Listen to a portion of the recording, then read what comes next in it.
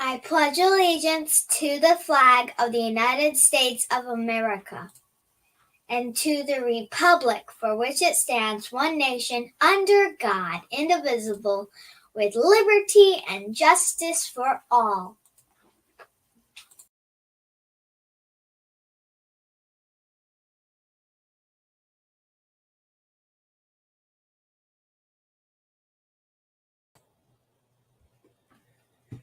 Good afternoon, everyone. This is Constitutional Attorney Catherine Henry. Welcome to this week's episode of Restore Freedom Weekly. Today we have a very interesting topic to discuss, something that I think no matter what state you're in, you're going to want to listen at the very least, otherwise possibly follow along.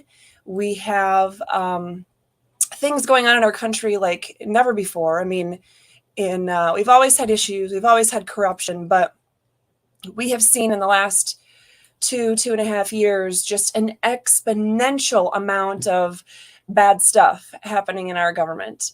And all of those issues have led to a lot of people, average Americans, stepping up and deciding to make the commitment to do something about it. A lot of people have been holding rallies in their states or in their communities, circulating petitions, just trying to get certain things on a ballot, repealing laws, recalling government officials. Looks like I'm having a little bit of a lag in my audio and video. Hopefully it's okay on your end, but with all that we've seen, what we've also seen is a large amount of average Americans stepping up and being willing to run for office, to run for positions that they have never even dreamed in a million years that they would be doing. Hi to Sharon on Facebook. It looks like Lori's saying we're lagging. All right, guys, give me just 1 second. I'm going to see if I can make some tweaks on my end to make some of these issues go away. All right. Did it clear up? Looks like it cleared up, you said? Okay. Well, let's see.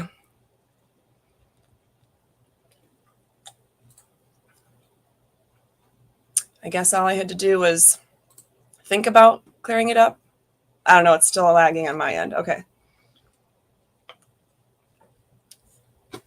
All right. So with that being said, all right, good. At least it looks like it's better on Facebook now. Thank you, Sharon and Lori, for letting me know that. Hopefully those of you watching on the other platforms aren't having any kind of issues. But so without any further ado, what I want to do today is discuss running for office, right?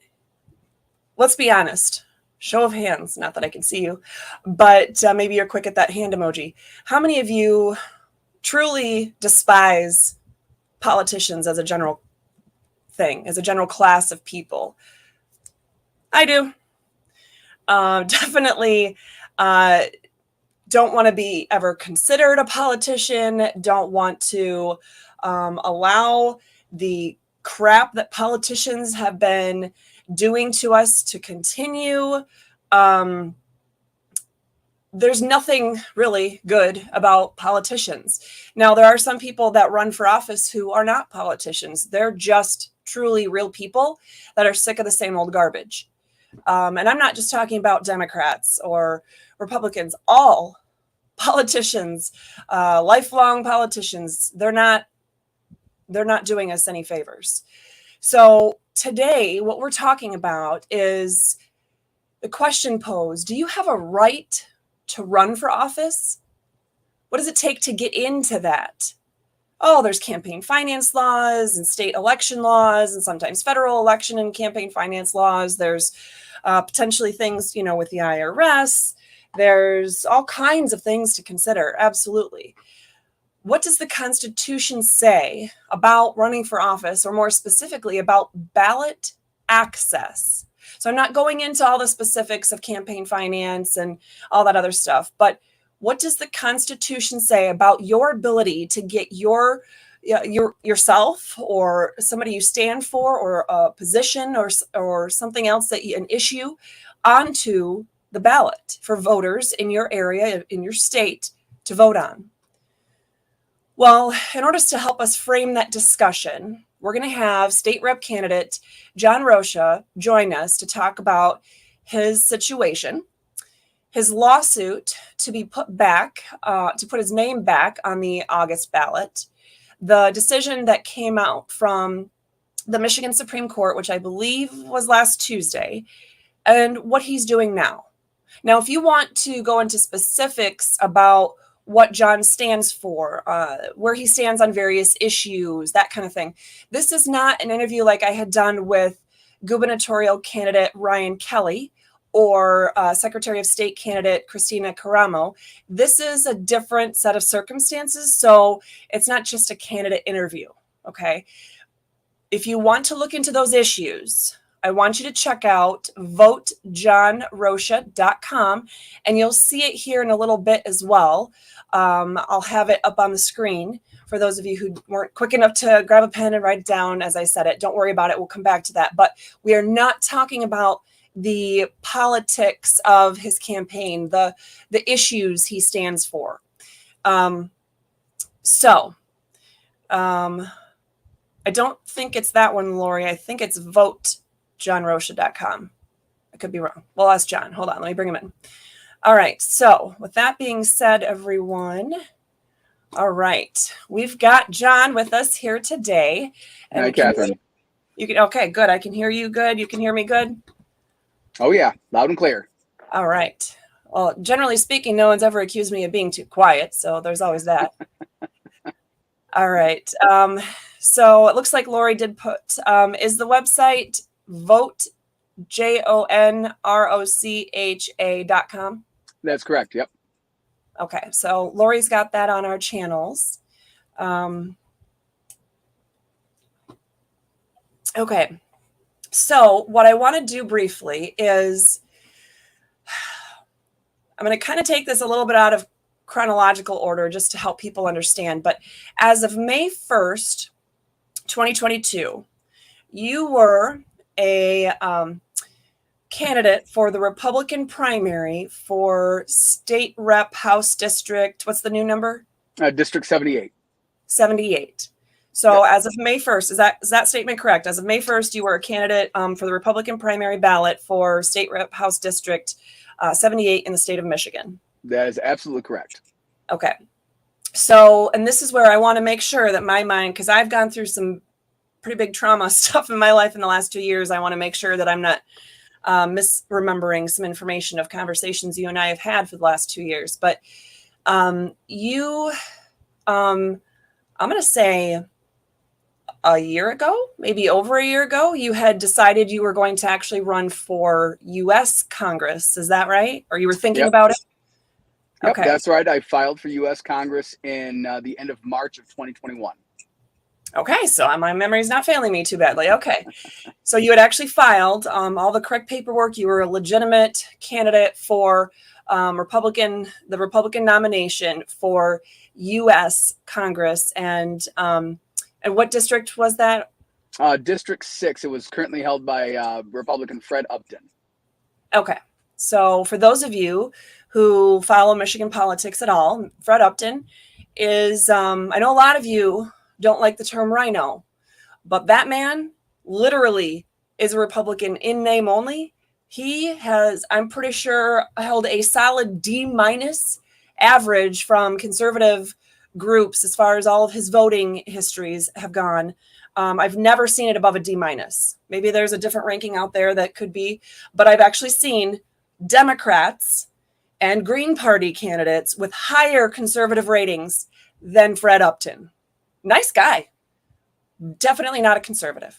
Okay, so that's who Jon was initially looking at challenging when he filed in March of 2021. Okay, so we're talking what is this month? So we're talking 15 months ago. Then correct me if I'm wrong, Jon, but at some point thereafter, I'll just say the powers that be approached you and said, hey, listen, we actually have somebody else that is running for, or would like to run, is planning to run for this congressional seat to challenge him. And we'd like you to step aside for this particular race. And if you were running for something else, that's fine.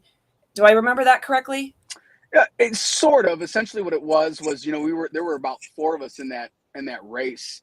And current representative, state representative Steve Carr actually had received the Donald Trump endorsement. And as I'm looking at this race, I decided, a lot of my heart, a lot of my passion and soul was in state politics. And so I looked at the Trump endorsement and I looked at the help that the state needed. And I kind of made a decision after talking and with some advisors and people across the state and said, I think instead of splitting a grassroots vote, I think we can help the state. And so I decided to go ahead and take a step down from that and run for a state rep seat. Okay. And at the time that you entered the state rep seat, sorry, I was trying to fix my lighting because I look like I'm albino. And living in Florida, you shouldn't look more tan than I look right now because you're in Michigan and I'm in Florida. But anyway, so when you entered the race, you essentially switched at the same time, right? There wasn't really too much of a gap between coming out of the congressional race and going right on into the state house race. Is that correct? Yeah, that was right in the middle of October of last year. October 2021. All right. Correct. So, and this is for the August 2nd, I believe, August 2nd primary in the state of Michigan, which if you won that would put you on the November ballot for that, running against whoever the Democrat and other candidates from different parties would be. That's correct. Okay. So when you started, what did you say that House district number was? Yeah, so the House district number at the time was the 87th House district. 87th. Okay. And can you tell me at the time, generally the location, like big cities or counties in that district? Yeah, so generally at the time it was Hastings, Nashville, Ionia, Portland. Those were kind of the big cities of the 87th district.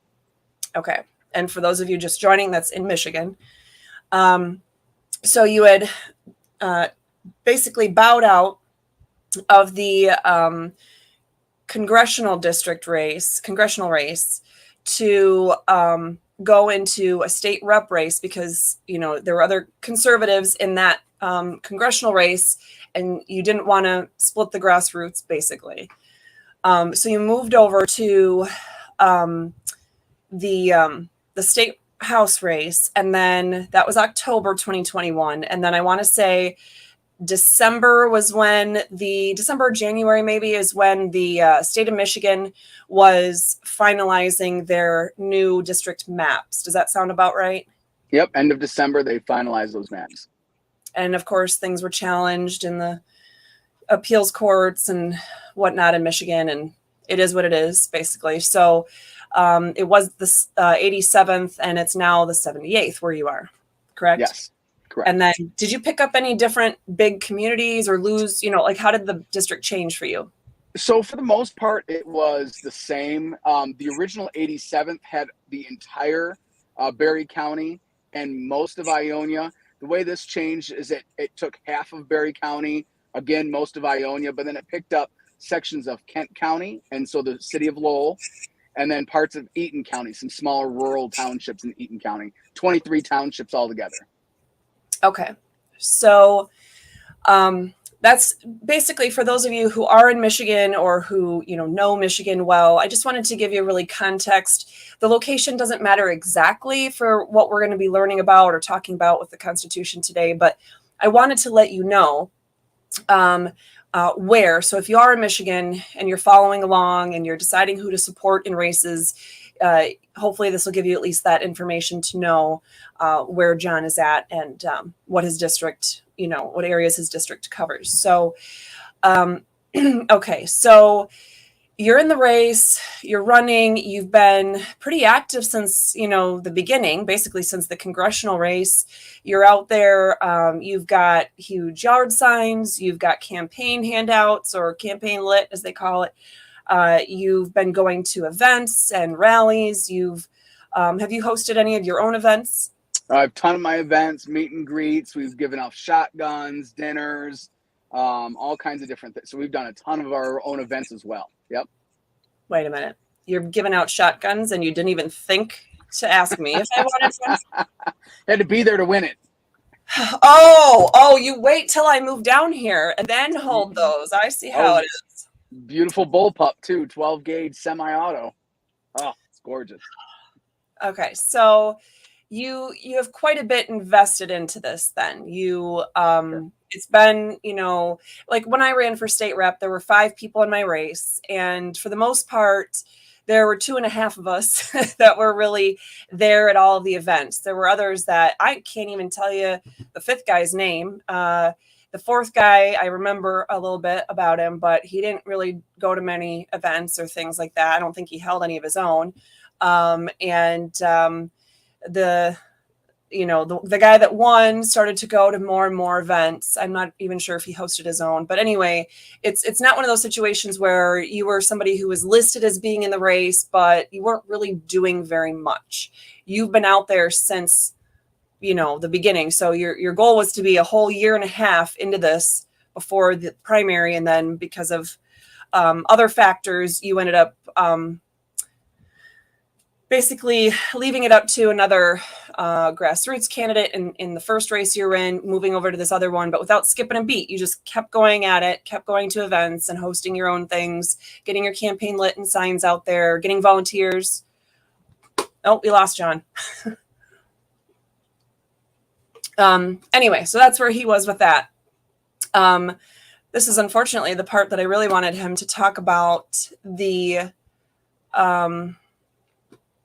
me see. I'm just going to check my phone, guys, to see if he lost battery, if he's able to jump in there.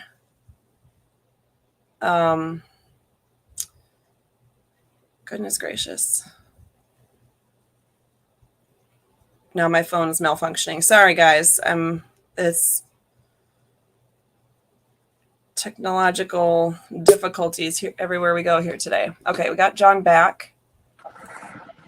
Yeah, all right. The phone got so hot in Michigan. It's roughly about 105 degrees temperature wise. The iPhone said, "Oh no, you're too hot," and it shut down just now. So, yikes! Well, hopefully you got it next to an air conditioning vent then. Oh, it is. It is. I think it's actually hotter there than it is here today. It's only 90 here. So you could come down. I'm just saying. Anyway, all right. So we were just talking about, that you were a very active candidate in this campaign. And as of, 2 weeks ago, 3 weeks ago, how many candidates were there in your race then? So there were 4 active candidates in our race 3 weeks ago. Yep, there were 4 of us total as far as Republicans, and there's 1 Democrat in the Democratic primary. Okay, and so as of right now, are there 3 names that will be printed on the ballot as far as you know? Yes, 3 names. Okay, so basically everyone, what happened is kind of I'm thinking, I hope you are able to come up, John, with a very short way to say the craziness that happened, because I know my jaw was hitting the floor when you called to tell me what was happening, and it's enough to fill a full legal brief to be submitted to the Michigan Supreme Court. So I want to make sure we're discussing the other pieces that go along with that and where do things go from here. So can you kind of give our viewers what happened in the race? So I guess the easiest way to explain it is there's really 2 forms you got to fill out. And I think that's important to know. An affidavit of identity, which just describes you are who you say you are, you live where you say you are, and by penalty of perjury, you don't owe the state of Michigan any fines or fees. The second form is a statement of organization. It says this is the district I'm running for. This is the office I'm running for. Here's where my financials are located. That's all it is. And we filed that back in October. We filed all that information, but when redistricting changed, the numbers changed, like we were talking about earlier. So we had to find a way to change our district numbers so that we could actually be printed on the ballot for the correct district. Going back and forth with the Secretary of State, they could not figure out a way of doing it in their system. Apparently their system was not ready for the redistricting numbers. And so they essentially said to us, well, we know you filled out your affidavit of identity already, but just for the sake of changing your district number, can you fill out a second one? We said, you know what, whatever. We tried it a couple different ways. It didn't work. So on February 18th, we filled out a second affidavit of identity saying, I am Jon Rocha. I live where I live. I owe no fines or fees with the state. Well, on February 16th, just a day and a half earlier.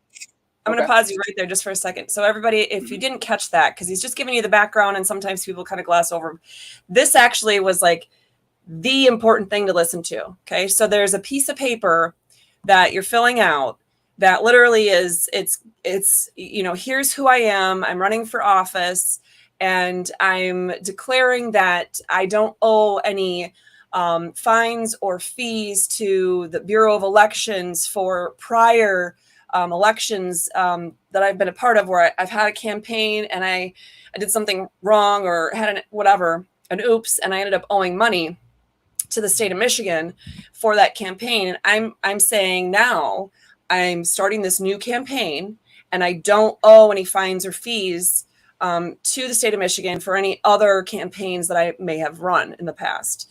That's what he's saying. And he's saying, he filled it out saying, and there's no option to say, I don't know, or as far as I'm aware, or yes, I think I might owe some, but the state hasn't given me any information on it.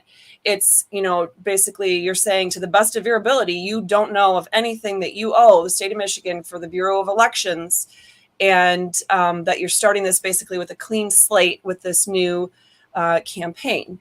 Now, this is something he filled out in October for that very race. But then with redistricting 2 or 3 months later, the state still wasn't able to fit. And I called John. I'm like, dude, you said you're running, but I don't see you in this race. And he's like, oh, no, they're working on it. They're working on it. So I could tell you that as it was happening, John was in touch with the Bureau of Elections trying to figure out what was going on and how to get his name to display properly so he would be printed on the ballot.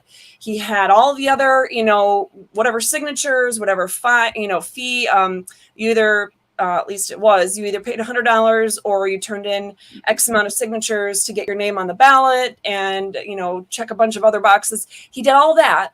This was just, we're talking about the piece of paper you're initially filing when you're starting your campaign. And it was filed in October, done right and everything. But redistricting happened everywhere because of the census. So he just needed to update the number of the district from 87 to 78. That was it. And they didn't know how to do it. And they eventually said, okay, we'll just redo this beginning piece of paper. When he did that, he had received no information from the state that he owed any information or owed any fines or fees or anything when he signed it. That's what he was signing to. So then, John, let us know what happened after that. So on the 19th, the day later, I received a piece of mail from the Secretary of State said, Jon Rocha. On the 16th, the letterhead's dated February 16th, the Secretary of State has assessed a $250 fine to your campaign for a previously late filing. You know, if you file late, you get these fees or whatever, and the Secretary of State will levy them on you. On February 16th, we levied this fine on you. Please pay by March 18th. It's due on that date. So I received this letter in my mailbox on the 19th, and I promptly sent the picture of the letter and an explanation to my treasurer and said, hey, we've got to pay this. We owe this money. And we actually physically went down to the Secretary of State's office on March 7th, paid with a check, and took care of it, $250. And continued to run, campaign, knock doors, go to rallies, do everything that we needed to do. That's what we're at. What happened next floored everybody because on the 17th of May, I received an email that said I was disqualified from the ballot and not allowed to run because, according to their system, I owed a fine on the 16th of February and signed an affidavit that said I owed no fines or fees on the 18th of February. Thus, I falsified a document and was disqualified from the 2022 election. Nice that it was, I'll just let people know at this point, the middle of May, the ability to file a third form was now cut off. They waited until after the cutoff date for filing before telling you that form number 2 was bad. And they never told you that you did anything wrong with form number 1. And you're legally, by the way, only ever required to have one of these affidavits filed.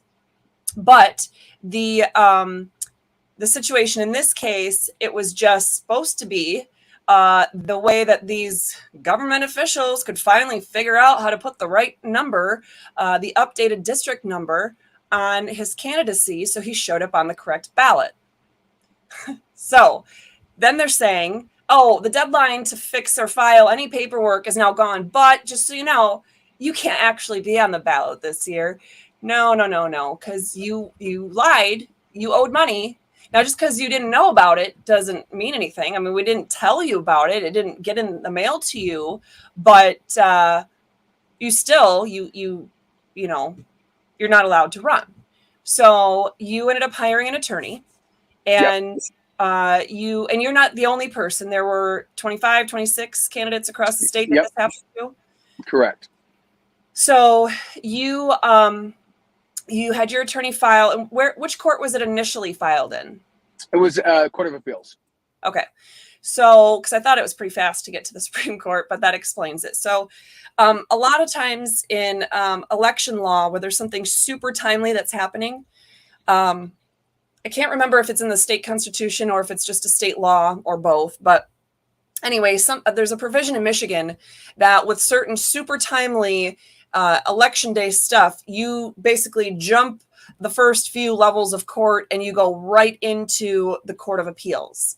Then if the Court of Appeals doesn't, follow the correct procedures, or they come to the wrong result or something like that, and you want to challenge it, you still have time to make it in front of the Michigan Supreme Court. And that's what happened in your case, correct? The Court of Appeals was going to leave that decision so that you wouldn't be on the ballot. And so your attorney filed in the Michigan Supreme Court. I haven't had a chance to even peek at the brief that he filed, but I've heard from other people that it lays it out pretty clearly about why it is that you have the right to be on the ballot. And I would say, correct me if I'm wrong here, but the main thing, that the commonality that anybody could find, or the common sense piece that anybody could find with this, is that when you fill that out, you're filling it out to the best of your knowledge and ability. And some legal forms, that's literally the wording that's used. So it means, if there's something you should have known about, but you were lazy and you didn't open your mail, you can't claim you didn't know about it. But something that literally was just being sent to you and they didn't email it to you, they didn't send it to you in a way, you're standing at the counter, you're filing, they don't, give you any kind of indication there. With all the electronic crap that we have these days, especially with the state reporting systems, with elections and everything, you think they would be able to figure that one out, how to let you know something in the moment. But they're not saying you should have known or that you did know. What they're saying is it doesn't matter that you didn't know. It doesn't matter that you could not have known. You just don't get to have this. So what else did the Supreme Court say that I guess sticks out to you? So interestingly enough, we had two dissenting opinions, one from Viviano, one from Bernstein, and they both agreed that a candidate or anybody should have knowledge, or to the best of their knowledge, to falsify a document. That you cannot sign a document and falsify if you have no knowledge of that. The way that the appeals court and the way the opinion of the Supreme Court would lay it out would be a good example would be, for instance, if I was to run and I signed my name Jon Rocha. Hold on, we're losing you. Oh, okay. Sorry, we were losing you. Oh, no problem. So a great simile would be if the courts came back and I was running and I signed my name, Jon Rocha, and they said, well, Mr. Rocha, you were adopted at 1 year old and your original birth certificate name was John Doe, but you signed Jon Rocha here. That's falsifying a document. And you go, well, I didn't know I was adopted. I had no idea. And they go, it doesn't matter. You don't have to have knowledge of that. That is the logic behind what they're trying to describe here, is you don't have to have knowledge. You falsified it, period. Right. So, all right. So hopefully I don't see any questions. If any of you that are watching have any questions, please jump in and write your question on there. Basically, at this point, I just want to know if you guys understand the factual basis for what we're talking about. It's literally as simple as John said it is. Basically, I want to know, well, I guess you and I didn't talk about this. I normally go until 1 o'clock on my show. Are you able to stick with us? Yep. I'm actually driving up right now to go over some strategy about something we're going to talk about tomorrow on a Facebook Live, because I have some very, very big news coming out, having to deal with elections and stuff. But yeah, absolutely. I'll be driving for the next 40 minutes. So you've got me stuck in a car until then. Okay. All right. And you, well, are you able to tell us now what you're doing next, or is that what you're talking about doing a Facebook tomorrow about? Uh-oh, you're frozen. If you can hear us, you are frozen, but I would love to have you update us on what options you have in front of you right now. Looks like oh, there you are. Okay. Here I am. So, okay, I'm sorry, what was that? Yeah, just wanted to know what are your options at this point? So there's two options. One option is to sit back and say, oh, shucks. I guess better luck next time. The government got me. Dang, government. Or I do have an opportunity to do something completely historic and unprecedented, and that would be running as a write-in in this election. So those are my two options. Okay. And you're talking about running as a write-in just on the primary at this point. We're not talking about where we normally see people running as a write-in. It's in the general election. And, they may not align with any of the parties or something of that nature. But we're talking about running as a write-in for the Republican primary in August. That's correct. And so at this point, there are 3 names that will be pre-printed on the Republican primary ballot for the newly created 78th House district in the state of Michigan. Now, I didn't totally vet the other 3 people or anything like that, but in fact, I can't even recall what 2 of the names are, so it's possible I know them or don't even know them.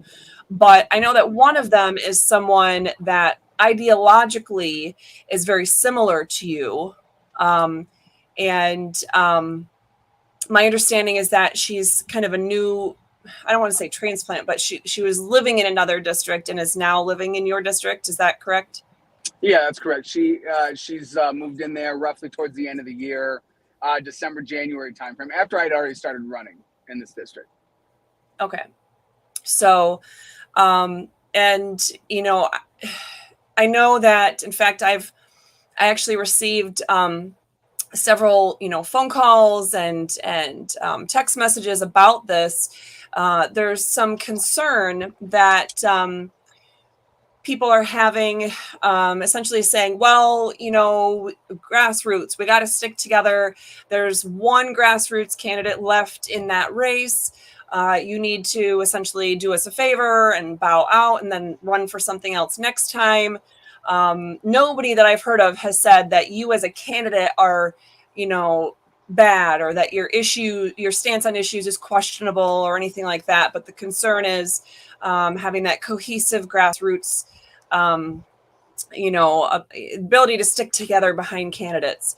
I guess that's why I wanted to point out, in this election cycle, you've already done that once.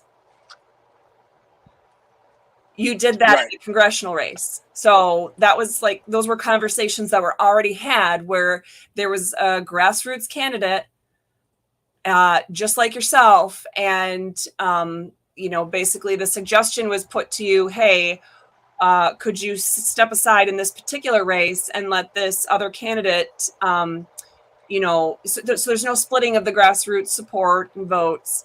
And you did that. You're like, you know what, for the betterment of, our state, of the district, yes, I will run for something else. So I can make a difference, because quite frankly, we need people in every single district at every single level of government. It's not like we have all these extra good people that are running in all these places. No, we don't. So you were doing your responsibility, your duty as a citizen to try to take back our government. And you showed incredible flexibility by already bowing out of one race during this very election cycle. Yes. So what do you think? Do you know what it is that you would do? Did you say that and I missed it? I'm trying not to let any cats out of any bags here, but have you decided what your path forward generally is going to be at this point?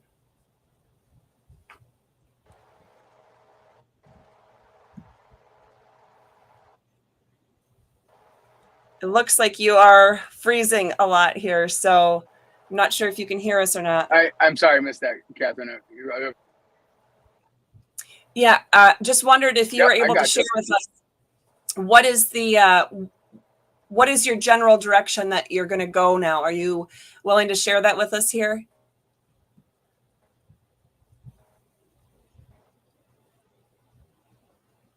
You're freezing pretty bad. Without really, I know it's, you got to love the area, right? So without letting the cat out of the bag, there's a lot of things that, essentially that's what I'm going to today, right? I've got a meeting with some important people. I've spoken with a lot of people across the state, people much smarter than me. I've spent 3 weeks after this news came, being beaten down, being demoralized, losing sleep, trying to figure out what the best course of action was. I've spent the betterment of the last several years fighting against tyranny. Always be the fighter on their side, that I would always be the person that would stand up and start to take these individuals down and start to take and fix the corruption in the system. Not because I'm better than anybody else, but because I'm fed up and I'm willing to do it. Who am I, if nothing else but a hypocrite, if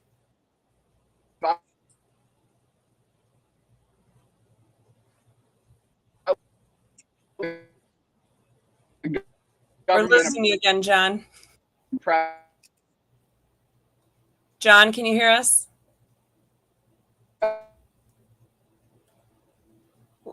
I'm not sure if you're seeing a lag on your side or not, but we are definitely seeing.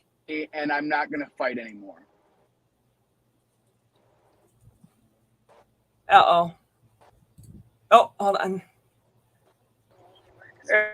There we go. Okay. So we didn't hear much of anything. Okay, we didn't hear much of anything of what you said. You were cutting out pretty bad, but have you? Is it fair to say you're still deciding whether you're going to run this time as a write-in candidate or what you're going to do, or did you make that decision already?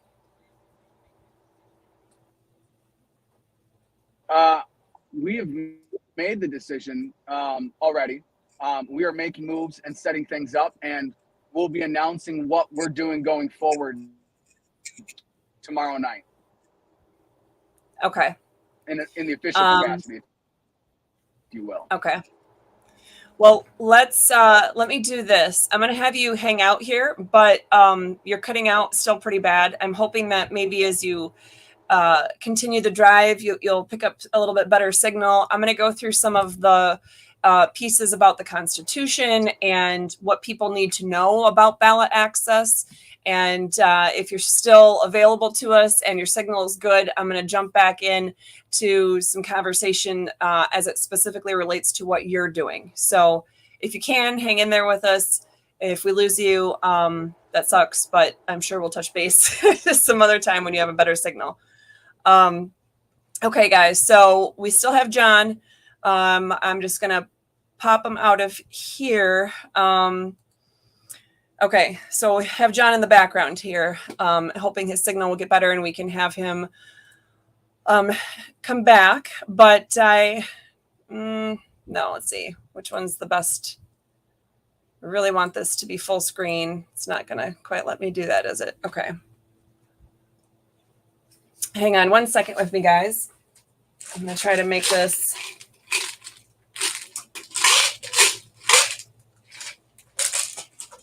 Okay. Let's see if I can make this bigger for you.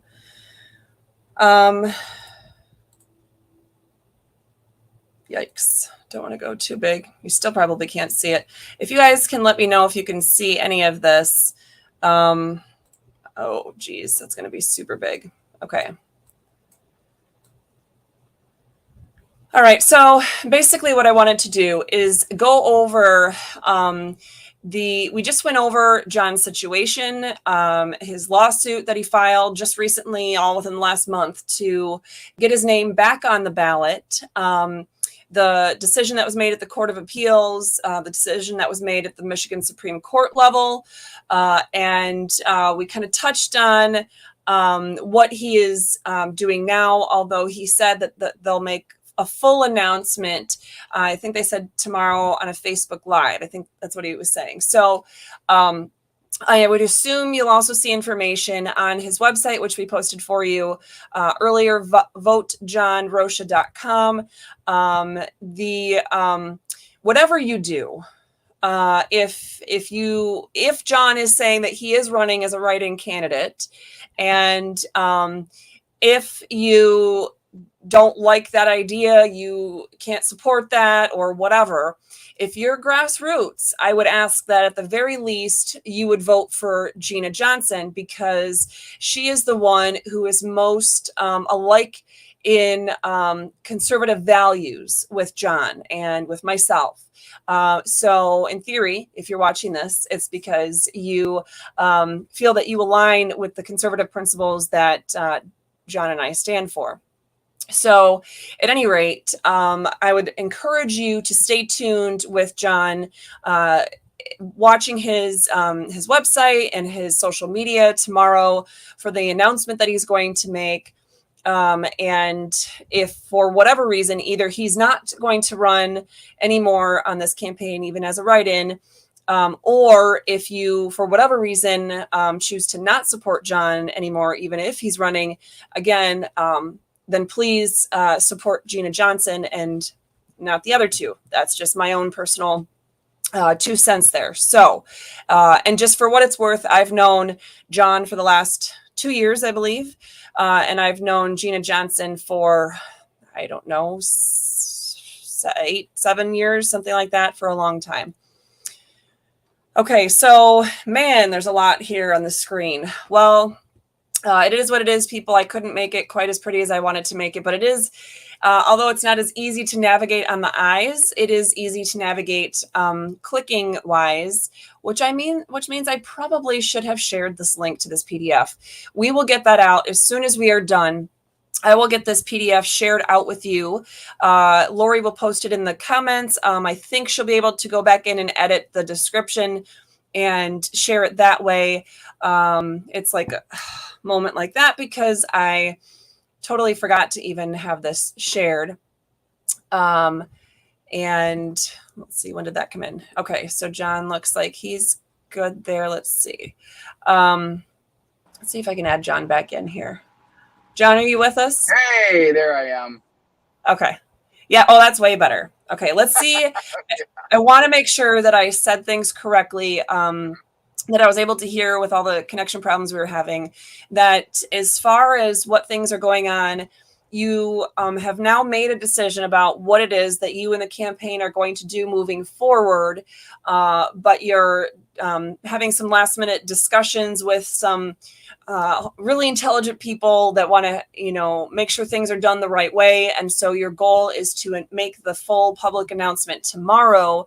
So people are going to learn then if you are staying in the race this time as a write-in candidate, or if you are stepping out of this race and doing something different. Is that correct? Uh-oh, we lost you again. At least you have a very interesting and smart look on your face that you're frozen with. Oh, we might have you back. You're very choppy, though. Oh, no, we lost you again. There we go. Shoot. That's yes. better right there. We are, you are freezing about literally every other second. I'm getting you frozen. You'll come unfrozen for a second. Well, I'm going to give it another minute to see if you better. Nope, it's not any better. Let's give it a minute to see if we can get you back a little bit more fully. Okay. All right. So I'll leave you on screen, but I'm just going to mute your button for now. Okay. So, all right, guys. So basically what I want to do is let you know what is all this about, right? So do you have a right to run for office? In any office? What does the Constitution say about ballot access, about getting your name on the ballot as a candidate or your position or whatever, your party? This document that we will share with you when the episode is over, if you click on this purple stuff here, these are basically chunks. It's kind of the outline. It's not a typical outline format. I've used longer sentences in there, but you can click on each one of those and it'll jump to that part of the document so you can navigate through this. So this is the purple, again, is just what we're covering in this topic. And let's see. Oh, yes. Yeah, Lori, let's see if you might be able to send a private chat to John that he could possibly respond to that question for Kimberly in a private chat. And then we could share his answer in the, in the video here, since he's still looking a little bit choppy and frozen. All right. So hopefully Lori will send that. John, if you can hear me, there's a question that came out that I think Lori's going to try to send to you. Okay. So basically, what we have here, I want to take a step back a little bit. I wish there was like some halfway in between, but I'm seeing nothing. I'm going to go back to 100%. Maybe fit width there. Okay, whatever. Hopefully you can read it. It is very small now.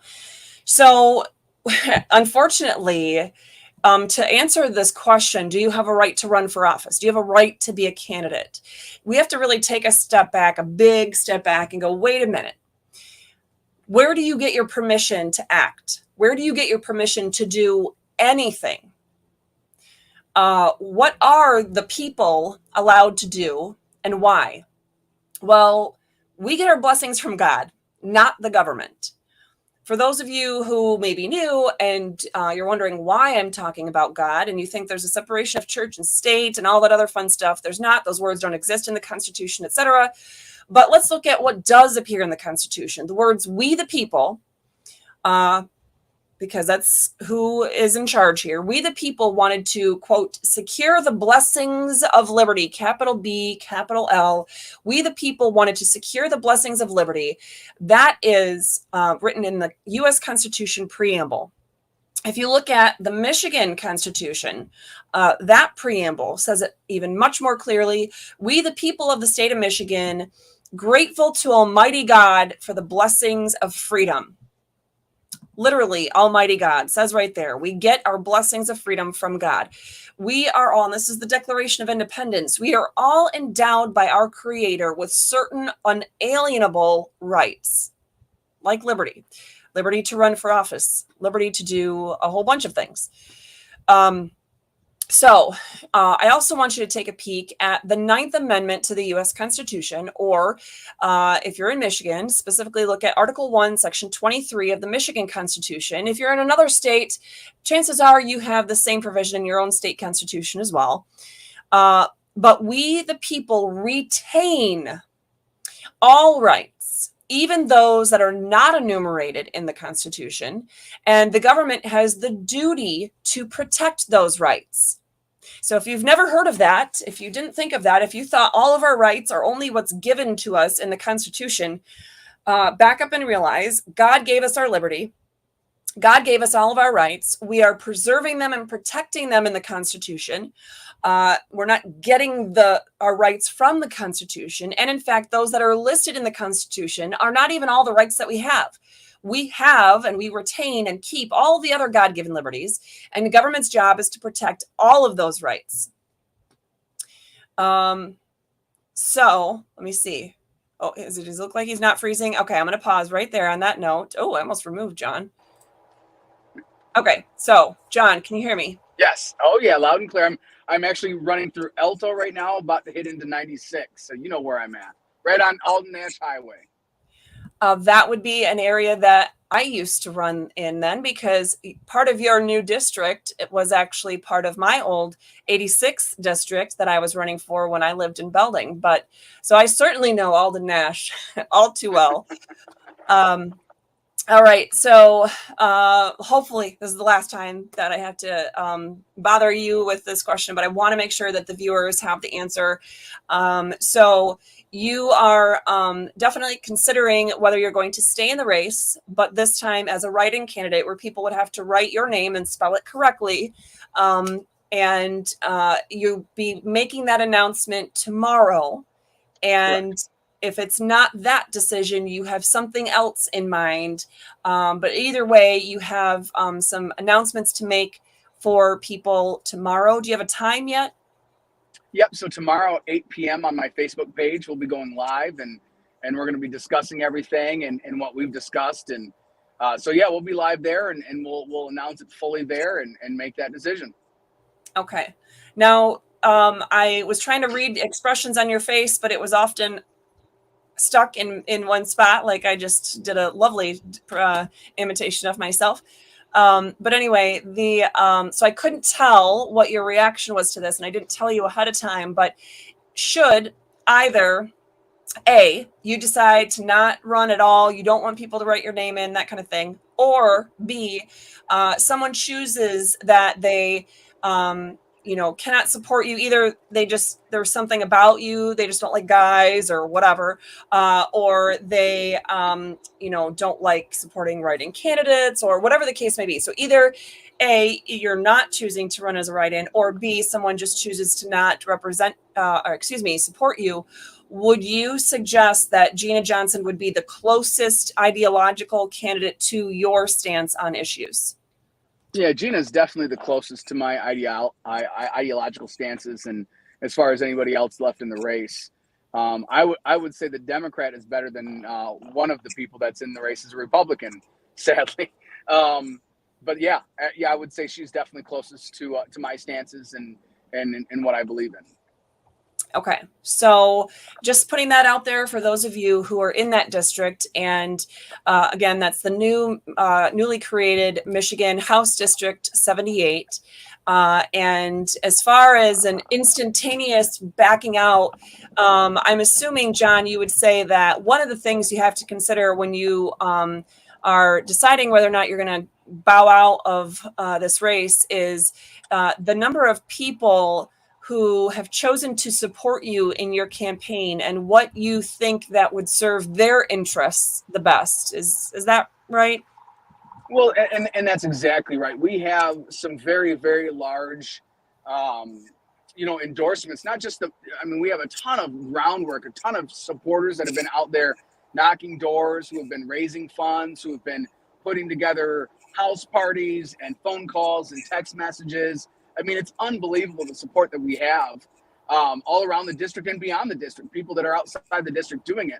But we have support from people, constitutionally minded and liberty minded individuals such as yourself, Catherine Henry, who's endorsed me. such as former state rep Dave Agema, such as constitutional sheriff Dar Leaf in Berry County, Ted Nugent, the madman himself, and obviously President Donald Trump has endorsed our campaign, amongst a whole host of other people who believe that our campaign is truly an America First, Michigan First agenda, and that we're not going to bow to these people who are going to try everything they can and are doing everything they can to make sure that we don't get control of the government. We don't give it back to the people because they want to maintain that control.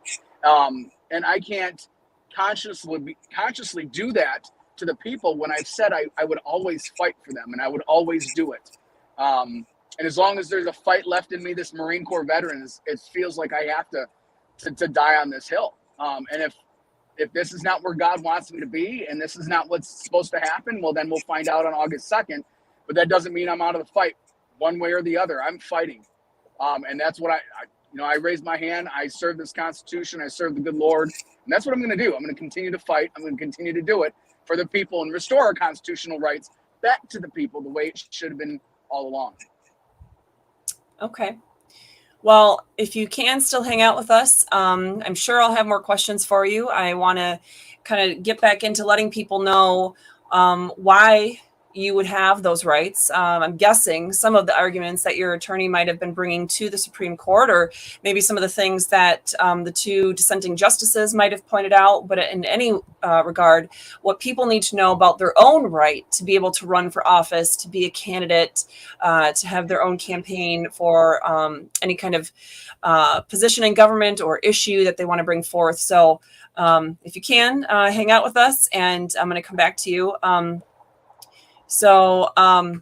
All right, everyone, you've heard from Jon himself on those issues, and that's why, I wanted to give you a real world example of how this is happening. It's something that's crazy. It's unfortunate that there's a few different things going on all at the same time, because, you have some different grassroots people all running for the same spot in the one race, and then Jon bowing out to let the other candidate go, and then you have redistricting, and then anyway, you just have this huge mess, and it's a government created mess.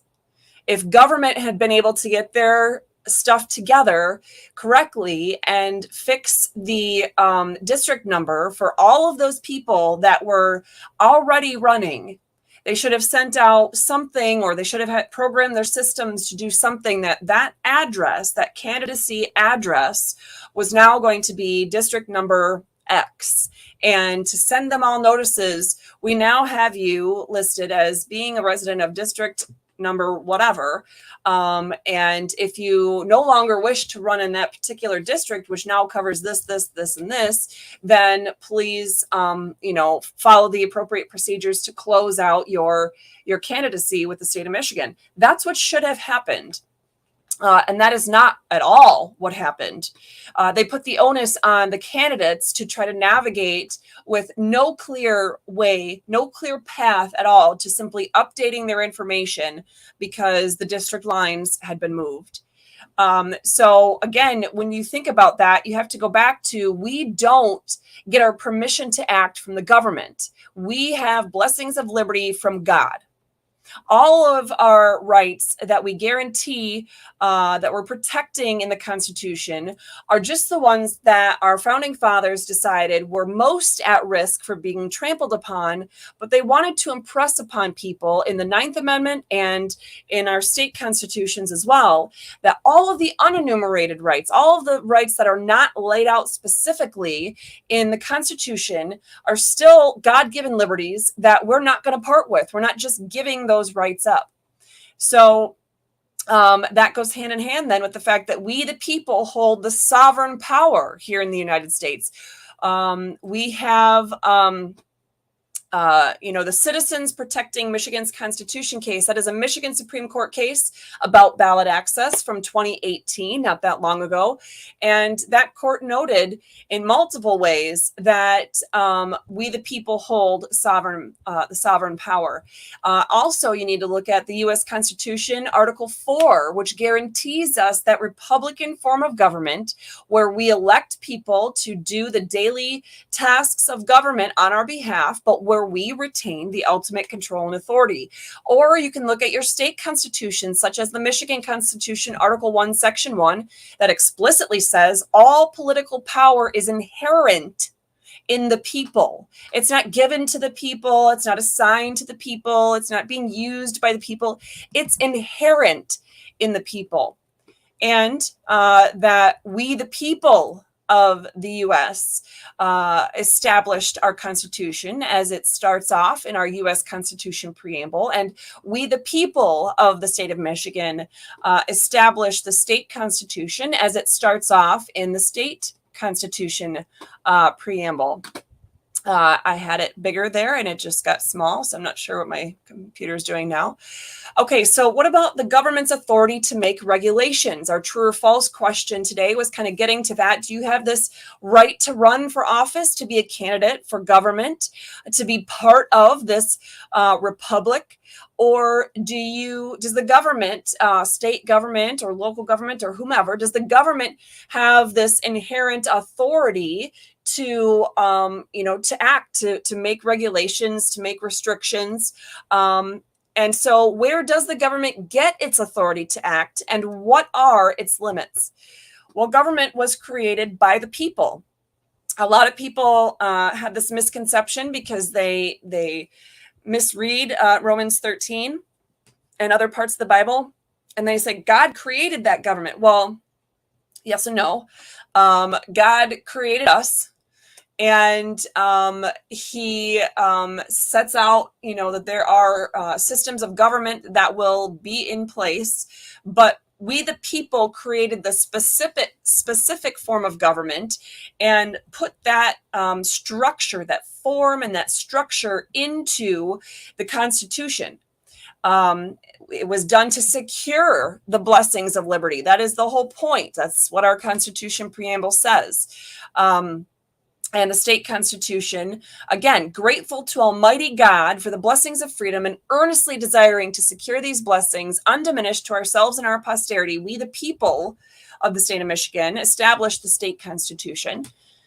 And again, the Declaration of Independence reminds us that we are all endowed by our Creator with certain unalienable rights, and to secure these rights, to secure these God-given liberties, governments are instituted among men, deriving their just powers from the consent of the governed. Those are not just old words on an old piece of paper.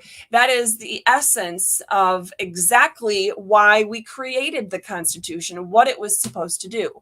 So again, that Republican form of government, government acts on behalf of the people. A Michigan Court of Appeals case from 2020 reminds us of that. It's something we already know, but just to let you know, these are not words that I'm just sprouting off the top of my head. They're things that have been established in courts and reiterated very recently.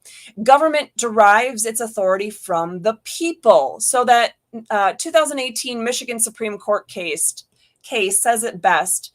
A constitution is made for the people and by the people, deriving its force from the people who ratified it. I mean, it's all about the people. And the case continues by saying that the Constitution contains the principles on which government shall act and by which it shall be bound. So the Constitution is created by us. We put together this framework of what government's supposed to do, what it's supposed to look like, how it's supposed to function, and gave government certain powers or authorities to act in order to protect our rights and liberties, to secure our blessings of liberty. In fact, this Michigan Supreme Court case from 2018 says, point blank, the Constitution's most basic functions are to create a form and structure of government, define and limit the powers of government, and provide for the protection of rights and liberties. That literally says it all. So no government entity or government official has the authority to take any action unless the Constitution specifically allows them to do that. So if you have a government official that says, well, gosh, like the governor of Michigan, well, I have this state law from 1945 that says I'm allowed to control your every move, shut down your businesses, stop you from assembling peacefully, stop you from practicing your religious beliefs, stop you from seeing your families, because the state law says I can do that. Well, no, because no state law is legitimately in place if it violates the Constitution. The Constitution has to be the starting point for permission for any government official to act at any level. So another kind of piece to that, government it doesn't have its own source of rights. Okay, so it doesn't have its own inherent sovereignty, its own ability to own property. In fact, when it holds property, it holds it in trust for the public. Literally, don't look at the government anymore like this thing that exists and has rights and it can do whatever it wants. And we, the people, have to look to the government to get permission on whether we can live or breathe or own a house. No, that is the way that we've allowed it to become for way too long. That's not the way that it is. And we need to start taking our government back. So, what about, though, First Amendment protections? Well, there's an example. I'm just going to give you this as an example. The state of Michigan has a state law, 750.543Z as in zebra, which literally says you cannot prosecute people for things when that conduct is presumptively protected by the First Amendment. So that's just an example. John isn't being prosecuted. There's no criminal charges in his situation. There are in mine. But in any event, it's just the notion about, we have rights to free speech, peaceably assemble, petition the government for a redress of grievances. When you have any of that conduct, it falls into that protection, that umbrella of protection found in the First Amendment. And when you have that kind of conduct, the government is supposed to put on the brakes and go, wait a minute, we really need to make sure that we have the proper authority to do what we're about to do, because that conduct looks like it's protected by the Constitution. That's what they're supposed to do. So, and having control over property or over jurisdictions or over certain things does not equal the authority to override or overrun the rights of individuals. So in my case, that means just because the township clerk in Allegan County and Layton Township had the authority to control the property of the township, that she was the one that was, essentially making sure the grounds were mowed and the parking lot was paved and the lines for the parking spaces were repainted, whatever. Those kinds of things, just because she had the control or the authority in that sense over that property, does not mean that she had the authority to then utilize that control over the property to run all over my rights that are guaranteed by the Constitution and given to me by God. What about in this case with John? Well, you might have the Secretary of State or the Bureau of Elections or any number of people or government officials that have a certain job or certain duties as it relates to elections. But that does not mean that just by running those races, having the ability to make legitimate rules and procedures, that somehow gives them some blanket ability to just make so many regulations and procedures and policies and things that they can completely shut out people from being able to exercise their God-given liberties, such as the ability to run for office. And one last thing, I guess, too, that I want to note about in general, not specific to running for office, but it definitely has a big impact here. John mentioned that he took an oath. I forget exactly the words he used, but he mentioned he took an oath to support and defend the U.S. Constitution.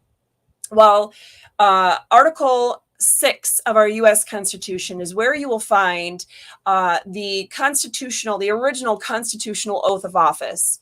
And it's not just for federal officers, it's for state officials as well. In the Michigan Constitution, you'll find it in Article 11, Section 1. That's where you'll see that constitutional oath of office to the state and U.S. constitutions. If you're in another state like Florida, you'll find it in Article 2, Section 5B. But even in Michigan, there's a state law, 15.151, that says if you work for, volunteer for any level, any branch, and any part of government, you have to take the constitutional oath to serve in that capacity. If you don't, you're not legitimately in that position.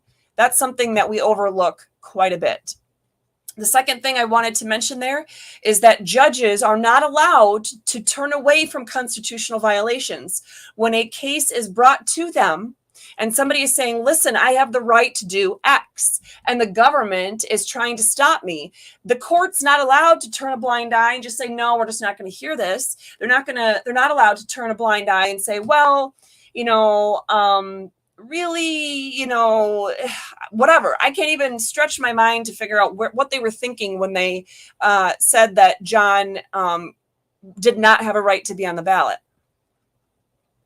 But it's clear, and this has been said in various cases, U.S. Supreme Court cases from 1957, 1983, Michigan Court of Appeals cases from 1982, among many others, but those are the few that I cited in this that you'll be able to see in more detail later when I share the document itself. But when government officials violate the Constitution, and this is a quote, does not permit judges to look the other way. Rather, they must call foul when the constitutional lines are crossed, end quote. That's not what they did in Jon's case. They didn't do that. They didn't call foul and say, whoa, Secretary of State, Bureau of Elections, none of you guys are allowed to do this. Jon has a right to run for office, and you have to prove that there's a legitimate reason why he should be removed from the August ballot. Okay, so if you want to run for office, if you're like Jon, you want to run for office, what does the Constitution say about ballot access? Well, again, let's start with that, the easiest one in my mind. Article 4, Section 4 of the U.S. Constitution. We're guaranteed a Republican form of government. What does that mean? We elect government representatives. Well, we're allowed to then select from those of us we think would best represent us. That's inherent in being able to have that right to an election. Next, we need to recognize the U.S. Constitution talks about that the states get to regulate elections, okay? That's in Article 1 of the U.S. Constitution, Article 1, Section 4, Clause 1, that the time, the place, and the manner of holding elections is supposed to be put into place by the state legislatures. In our state constitution in Michigan, Article 2, Section 4, subsection 2, that it is the legislature that's going to regulate the time, the place, and the manner of all nominations, and that means getting on the primary ballot, like Jon is doing, and elections. It's their job to preserve the purity of elections, to preserve the secrecy of the ballot, to guard against the abuses of the elective franchise, and to provide for a system of voter registration and absentee voting. That's the job of the legislature. So if the legislature has not specifically put into place a very clear mechanism for changing your district number, or for disqualifying a candidate based on the circumstances that Jon went through, that means this is not something that can be enforced, because it is only the legislature that is supposed to make those determinations and to preserve the purity of elections. But specifically, what about you as a candidate? What about Jon as a candidate? What about me when I was there with my Restore Freedom Initiative petition in Allegan County, Election Day 2020? Well, obviously, there's a freedom of speech issue. The U.S. Constitution, First Amendment, the Michigan Constitution, Article 1, Section 5, and the cases, there's not case law, that's not a thing, but the cases have described this freedom of speech as needing the broadest protection the broadest protection that the government can provide for rights, because that is needed in order to ensure the unfettered interchange of ideas for affecting change, and that discussion has to be uninhibited, robust, and wide open. So if you're precluded from getting on the ballot or getting your issue on the ballot, if you're stopped from sharing your ideas, if your free speech in that regard is shut down, it's not receiving the broadest protection.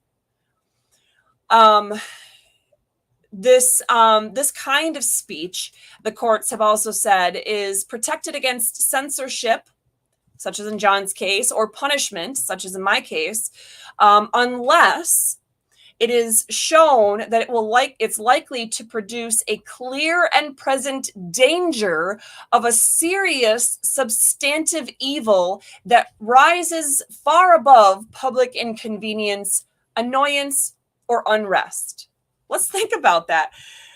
Our speech, our ability to gather, our ability to just have the general free speech, those rights that are guaranteed under the First Amendment of the U.S. Constitution are guaranteed, are protected, and given that strong level of protection unless the government has proven that whatever it is that we're doing, that Jon was doing, is likely to produce clear and present danger of a substantive evil that rises far above public inconvenience, annoyance, and unrest. I really highly doubt that they even argued or even attempted to argue that Jon signing that with no way of knowing that he owed $250 for some late filings in his campaign, that is somehow a serious substantive evil. I don't, he's shaking his head no. So I'm thinking they didn't even try to argue such a ridiculous thing. My case, they've sure treated me like I was a serious substantive evil, but they've never even alleged the facts that would support the charges, let alone that I did something that inherently wrong. So there's other things here that are extremely important that I'll probably just go over again in the Constitution segment recap that we'll do on Thursday. But I want to kind of gloss over, at least reference some of these other aspects. So if you're running for office, you also need to look at the fact that you have a right to peacefully assemble. That means to have people associate for a common purpose or goal. If you are running for office, that is exactly what you're trying to do. We're trying to get people aligned with our core values to support us in running a campaign, or if you're just a voter or a campaign volunteer, you are trying to gather those people that share your same core values so you can make sure that it's those types of values that win in the end, because you have a candidate that you have selected to truly represent your interests in that particular office. You have the right to petition your government for a redress of grievances. You have a right to equal protection under the law. How is there equal protection if all of this? So the people that, Jon abided by the protection, abided by the legal requirements of the law in his filings in October. No one else was required, to file. So somebody that chose to file in April or in March, they were not required to, do things twice or anything of that nature. The rules and regulations gave the opportunity to do the filing. And when Jon initially did that, he complied with every single piece, every single aspect. And yet he was told, because of their inability to use common sense and update the district number, which changed because of nothing to do with Jon. Jon didn't move to another district. It was redistricting.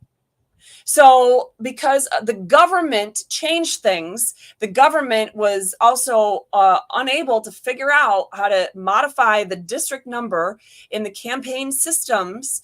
Then somehow they put additional onus on Jon to do additional steps. And one of those additional steps led to him all of a sudden now being disqualified, and he wasn't even given the opportunity to know that they considered him disqualified 3 months prior when he still had 2 months left to fill out the paperwork.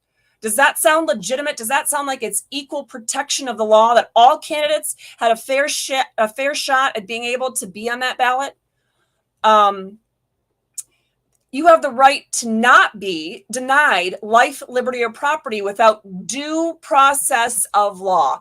Just because Jon was given a day in court at the Court of Appeals and at the Michigan Supreme Court does not mean he's given due process. He was denied everything from the beginning. That due process of law begins at the very beginning, when the Bureau of Elections and Secretary of State or whomever, Board of Canvassers is saying, oh, no, we're just gonna make him jump through additional hoops. And then we're going to say that he didn't quite jump high enough on this last one. And so he's now out for the count. That's not due process of law. It's a procedural mechanism that is throwing Jon out, not something he did inherently wrong. In the Constitution segment recap, we'll go over that those specific rights where they're found in the Michigan, Florida, and U.S. constitutions.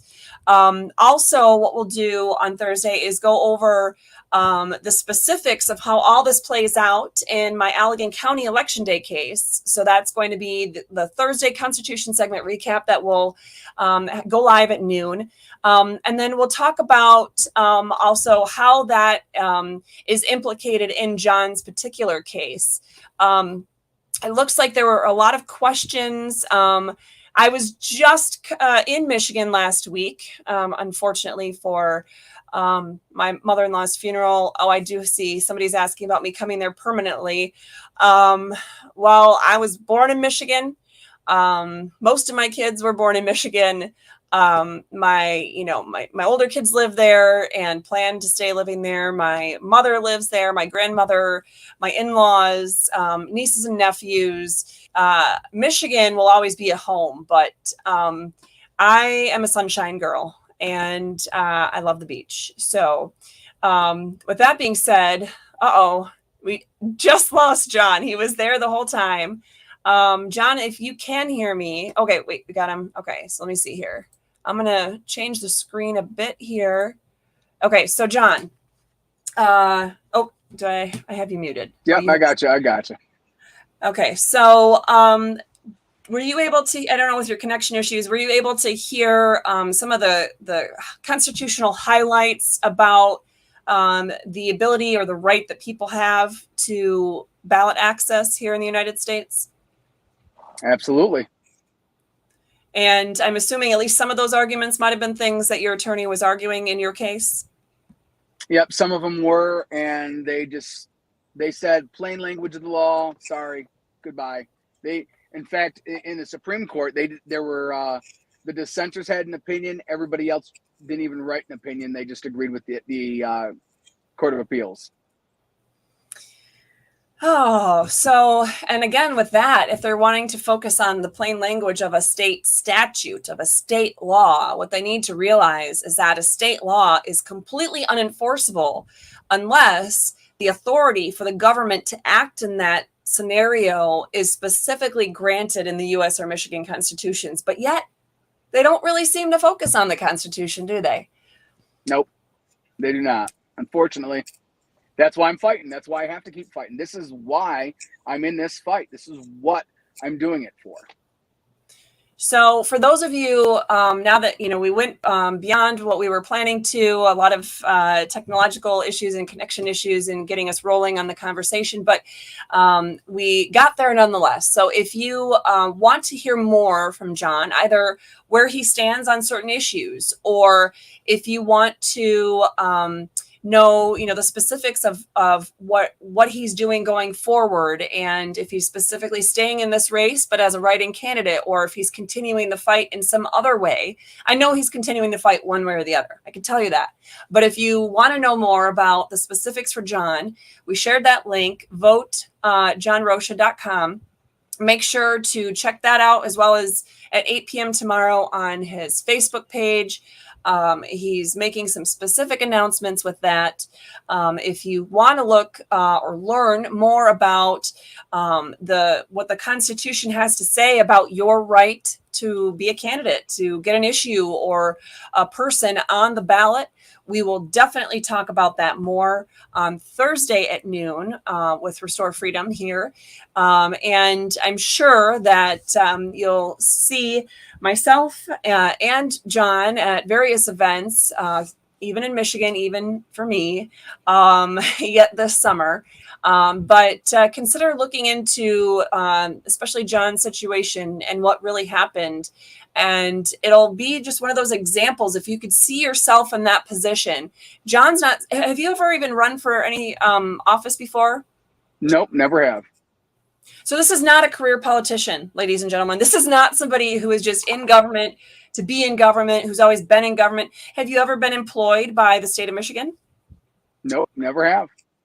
Other than when you were in the military, serving your country and risking your everything, your life and everything to protect our freedom. Other than that, have you ever worked for the federal government? Never have. Okay, so ladies and gentlemen, this is somebody who is just like you and me, except for he's actually literally put his life on the line for our freedom in the armed forces. But other than that, he's just like one of us, where he's an average Joe. He's not a career politician. He's not some government employee. He's not somebody who has this sense of entitlement and that he is going to just stay in government one way or another so that, you know, the people will have to keep footing the bill for what he wants to do. That's not at all who Jon is. So whether you support him in his race, whether you're living in a totally different state, just at least pay attention and learn more about his situation so you can understand the kinds of crap and the corruption and the ridiculousness that we have gotten to, the level of yuck by the government at all branches and all levels in this country. And knowing specifically the kinds of things they're doing is the only way that you're going to start to be able to truly be able to fight back. So with that, Jon, was there anything else that you thought would be missing or that we should send people off with for the day? No, just exactly that. If you want to talk to me, if you have questions, anything like that, I'm very accessible. My phone number is out there. I'll even put it at 269-447-0668. It's already all over my literature and my Facebook and everything else. So I always feel a representative should be in direct contact with people. And I think that's incredibly important, even if I'm not in your district. Let's talk. You have questions, I'm more than happy to field that. Facebook, text, phone call. Let's make that happen. All right. Well, you heard it from Jon, everybody. So contact if you have questions. Again, with me, if you have questions about the constitutional aspects today, please join us on Thursday because we will have a more focused recap and drilling down of all of those aspects of the Constitution. Thank you, Jon, for joining me today.